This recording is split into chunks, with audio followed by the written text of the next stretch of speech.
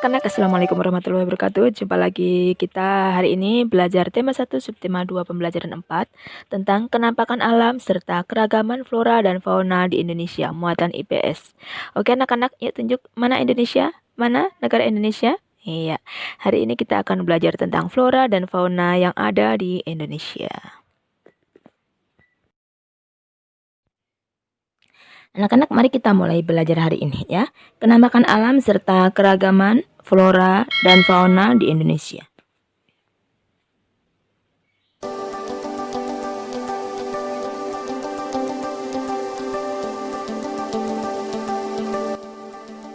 Anak-anak, sebelum kita belajar lebih jauh, perlu Ibu jelaskan dulu bahwa kenampakan itu ada dua macam ya. Ada kenampakan alam dan kenampakan buatan. Kalau kenampakan alam yaitu segala sesuatu yang ada di bumi ini ya, dia akan muncul dengan sendirinya. Ya, muncul dengan sendirinya atas ciptaan Allah dan dimanfaatkan sepenuhnya untuk kehidupan. Contohnya yaitu gunung, pegunungan, sungai, danau, dataran tinggi, rawa, dan lain-lain.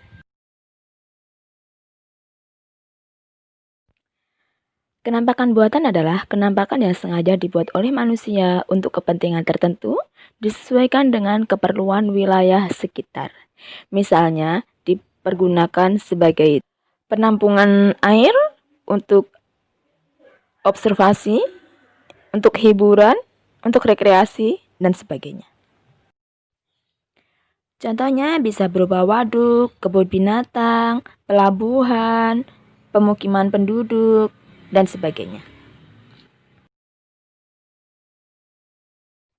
Anak-anak, di sini ada 4 gambar ya. Kalian pilih mana yang kenampakan alam dan mana kenampakan buatan. Yang kenampakan alam kalian centang ya, dan kenampakan buatan kalian silang. Oke. Anak-anak, yuk kita perhatikan. Gambar 1 adalah gambar gunung. Berarti kalau gambar gunung merupakan kenampakan alam atau buatan anak-anak? Iya, gunung itu kenampakan alam. Maka gambarnya kita checklist.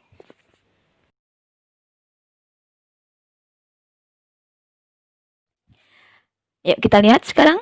Gambar 2 adalah gambar sungai.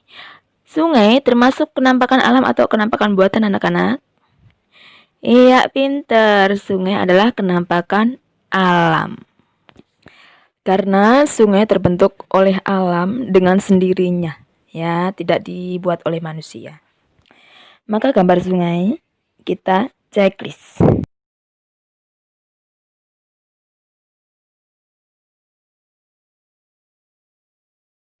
Mari kita perhatikan gambar 3. Gambar 3 adalah gambar danau. Anak-anak, danau merupakan kenampakan alam atau buatan? Iya, pinter. Danau merupakan kenampakan alam karena danau tercipta dengan sendirinya oleh alam, ya, bukan dibuat oleh manusia. Jadi, danau merupakan kenampakan alam.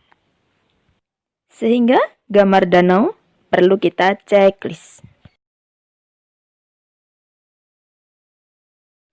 Anak-anak, yuk kita perhatikan gambar 4. Gambar 4 adalah gambar waduk atau bendungan. Waduk atau bendungan termasuk kenampakan alam atau kenampakan buatan anak-anak? Iya, pinter. Waduk merupakan kenampakan buatan. Karena waduk dibuat oleh manusia sebagai penampungan air, ya, dimanfaatkan untuk irigasi, untuk perikanan, untuk rekreasi, untuk PLTA, dan sebagainya. Sehingga waduk dan atau bendungan perlu kita tanda silang. Anak-anak, yuk kita jawab pertanyaan nomor 1. Ini ada pertanyaan. Berdasarkan gambar di atas, maka jawablah pertanyaan-pertanyaan berikut. Nomor 1, kenampakan alam apakah yang tampak pada gambar di atas? Ya, kenampakan apa saja yang ada di atas tadi kenampakan alamnya? Ya, berupa gunung, sungai, dan danau. Untuk pertanyaan nomor 2, Kenampakan buatan apakah yang nampak pada gambar di atas? Kenampakan buatan yang nampak pada gambar tersebut adalah waduk atau bendungan. Pertanyaan ketiga adalah, apakah kenampakan alam itu? Kenampakan alam adalah segala sesuatu yang ada di alam yang diciptakan oleh Allah, ya, oleh Tuhan Yang Maha Esa, dan bisa dimanfaatkan oleh kebutuhan hidup manusia. Kenampakan buatan adalah kenampakan yang sengaja dibuat oleh manusia untuk kepentingan tertentu, disesuaikan dengan keperluan wilayah sekitar. Anak-anak perlu kalian ketahui bahwa kenampakan alam pada bentang alam Indonesia merupakan salah satu yang terlengkap di dunia ini.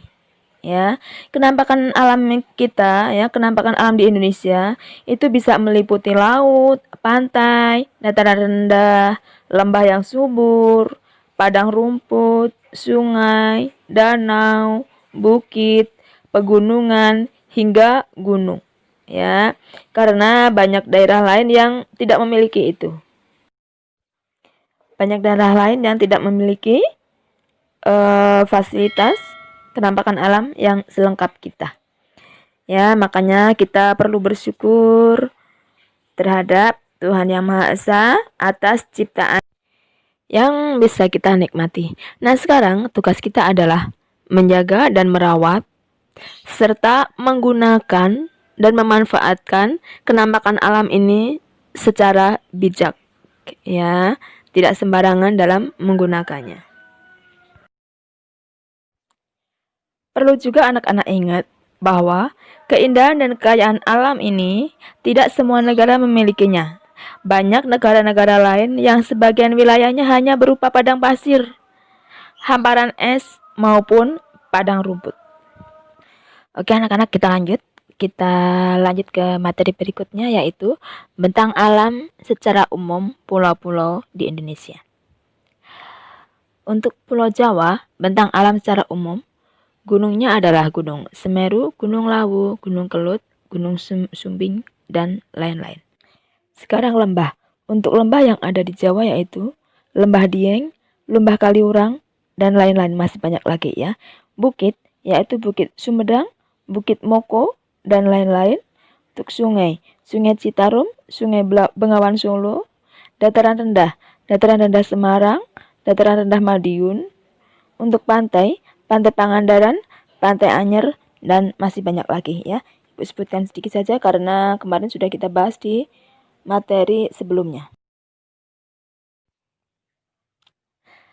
Bentang alam secara umum untuk Kepulauan Sumatera adalah gunungnya Gunung Leuser, Gunung Kerinci, Gunung Dempo, lembahnya Lembah Ngarai, Lembah Anai, bukit Minangkabau, Bukit Barisan, sungai yang terdapat di Sumatera yaitu Sungai Asahan, Sungai Kampar, dataran rendah pantai timur Sumatera.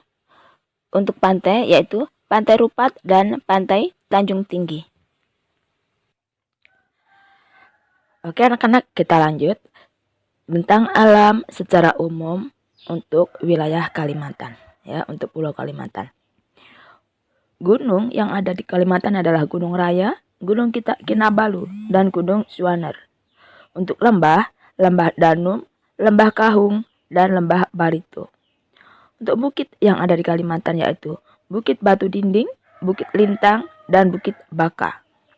Sungai yang ada di Kalimantan yaitu Sungai Kapuas, Sungai Barito, dan Sungai Mahakam.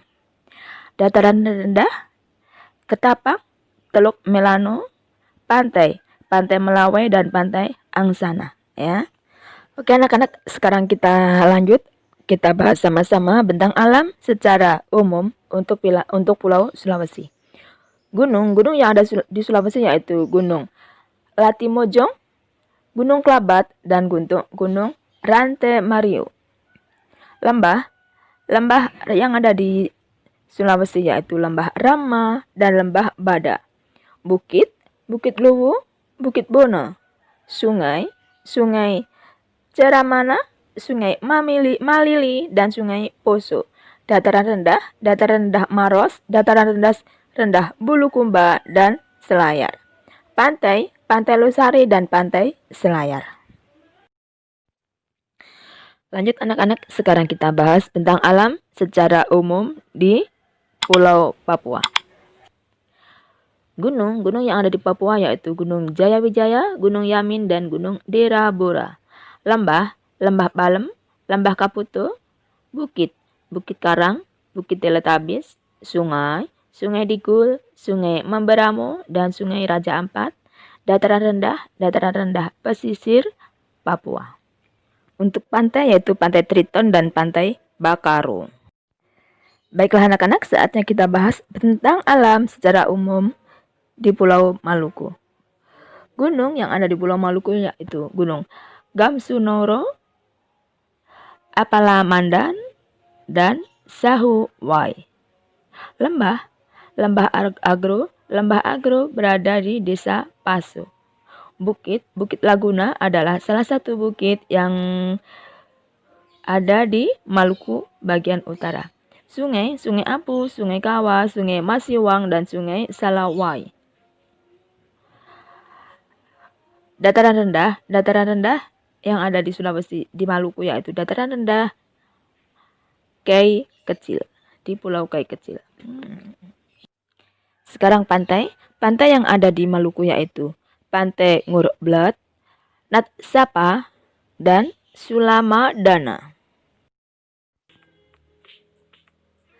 Oke anak-anak, yuk kita bahas ke materi berikutnya. Coba kalian perhatikan globe peta dunia ini ya. Coba kamu tebak di mana letak Indonesia. Ayo, di mana letak Indonesia?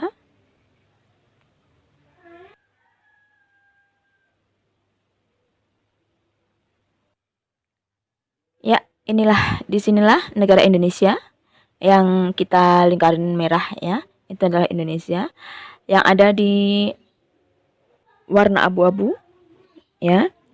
Letak astronomis Indonesia yang berada di wilayah tropis membuat Indonesia beriklim tropis. Ciri iklim tropis adalah suhu udara yang tinggi sepanjang tahun dengan rata-rata tidak kurang dari 18 derajat Celcius. Yaitu sekitar 27 derajat Celcius di daerah tropis. Tidak ada perbedaan yang jauh antara suhu pada musim hujan dengan suhu musim kemarau. Ciri iklim tropis yaitu lamanya siang dan malam hampir sama, adalah 12 jam. Jadi siang 12 jam, malam juga 12 jam. Oke anak-anak, kita lanjut sekarang ke keadaan iklim di Indonesia secara umum. Ya, keadaan iklim di Indonesia secara umum itu dibagi menjadi dua. 1, iklim laut, dan 2, iklim panas. Iklim laut terjadi karena Indonesia memiliki wilayah laut yang sangat luas. Dan iklim panas terjadi karena Indonesia berada di daerah tropis.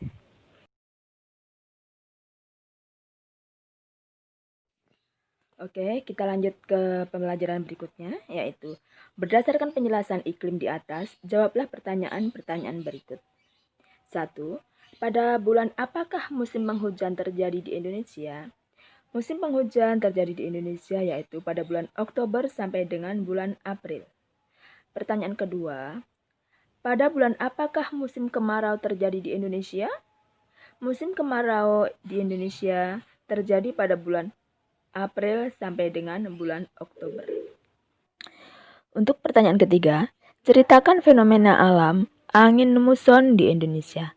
Angin muson merupakan angin musiman yang biasanya terjadi terutama di Samudra Hindia dan sebelah selatan Asia. Munculnya angin muson biasanya ditandai dengan curah hujan yang sangat tinggi. Angin muson dibedakan menjadi dua macam, yaitu angin muson barat dan angin muson timur. Oke anak-anak, kita lanjutkan ya pembelajaran berikutnya. Beragam flora dan fauna di Indonesia. Flora adalah tumbuhan ya, dan fauna adalah hewan. Banyaknya faktor yang menyebabkan kaya dan beragamnya flora dan fauna di Indonesia adalah karena iklim ya. Iklim memiliki peranan penting bagi persebaran flora dan fauna di setiap daerah. Dalam iklim terdapat faktor kelembapan, suhu udara, dan angin. Kelembapan udara sangat penting bagi pertumbuhan fisik tumbuhan, sedangkan angin dapat mempengaruhi proses penyerbukan pada tumbuhan. Faktor yang menyebabkan kaya dan beragamnya flora dan fauna di Indonesia, selain iklim, juga disebabkan oleh faktor tanah. Tingkat kesuburan tanah, suhu tanah, dan daya serap air sangat berpengaruh pada baik tidaknya tumbuhan. Air juga merupakan faktor penting yang menyebabkan kaya dan beragamnya flora dan fauna di Indonesia. Selain iklim, tanah, dan air yang merupakan faktor abiotik, ada juga faktor biotik yang menyebabkan kaya dan beragamnya flora dan fauna di Indonesia, yaitu manusia. Manusia dengan ilmu pengetahuan serta teknologi yang dimilikinya, maka dapat mengembangkan varietas atau jenis-jenis flora dan fauna baru. Begitu juga dengan tingkat mobilitasnya atau pergerakan, manusia bisa membawa dan menyebarkan flora dan fauna dari daerah satu ke daerah lain. Anak-anak, kita lanjutkan ke pembelajaran berikutnya, yaitu persebaran flora di Indonesia. Perlu kalian pahami dulu ya, flora adalah tumbuhan. Ya, jadi kita akan membahas persebaran tumbuhan atau flora di Indonesia. Persebaran flora di Indonesia itu dibagi menjadi dua bagian, yaitu Indo-Malayan dan Indo-Australian. Persebaran flora di Indonesia Indo-Malayan meliputi kawasan Indonesia bagian barat, yaitu Kalimantan, Sumatera, Jawa, dan Bali. Kalau persebaran flora di Indonesia untuk Indo-Australian meliputi kawasan Indonesia bagian timur, yaitu Sulawesi, Maluku, Nusa Tenggara, dan Papua.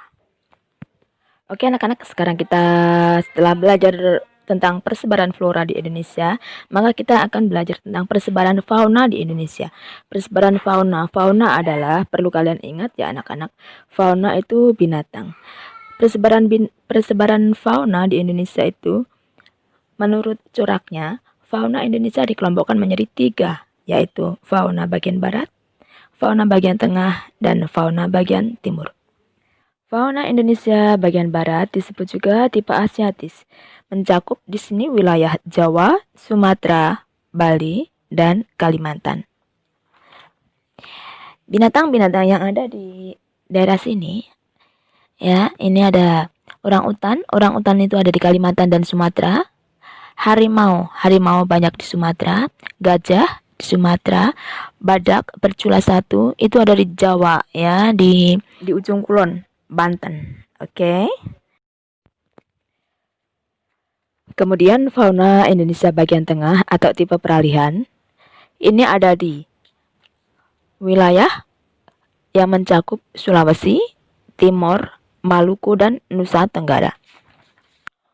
Fauna yang ada di Indonesia bagian tengah atau tipe peralihan yaitu komodo di Nusa Tenggara, anoa di Sulawesi, babi rusa, kuda, monyet Sabah, beruang, banteng, burung dewata, dan burung kakak tua.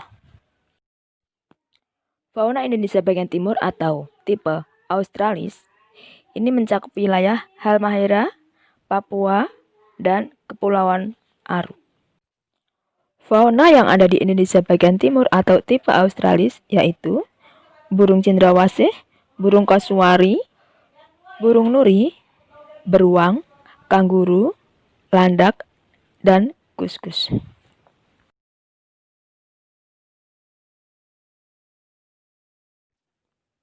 Oke anak-anak, sekarang saatnya kalian memasangkan dengan garis antara pernyataan yang mencerminkan pengamalan nilai-nilai Pancasila dengan sila-sila Pancasila yang sesuai.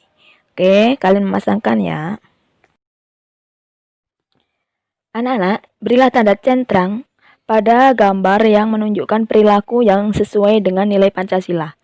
Dan berilah tanda silang pada gambar yang menunjukkan perilaku yang tidak sesuai dengan nilai-nilai Pancasila. Oke anak-anak, demikianlah tadi pembelajaran kita hari ini tentang tema 1, subtema 2, pembelajaran keempat. Muatan IPS KD 31 3.4, penampakan alam serta keragaman flora dan fauna di Indonesia. Semoga ilmu yang kita pelajari hari ini menjadi ilmu yang bermanfaat. Dadah, Assalamualaikum warahmatullahi wabarakatuh.